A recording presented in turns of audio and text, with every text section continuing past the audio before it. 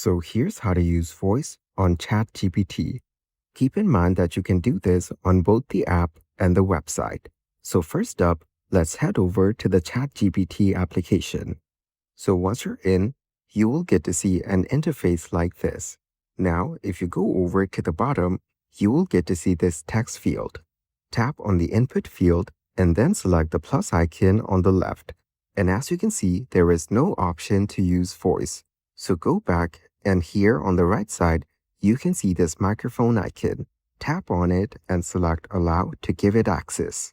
Now, you can just speak to ChatGPT and say the prompt out loud. Once you're done, just tap on the Submit button. And as you can see, it got the voice and the prompt perfectly. Now, if you go over to the bottom right corner and tap on this icon, you will be taken to this page where you can choose a voice.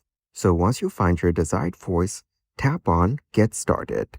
And once you're here on this screen, all you need to do is speak to ChatGPT out loud. Now, you can converse with ChatGPT in real time just like you would with a human. And that is exactly how to use voice on ChatGPT.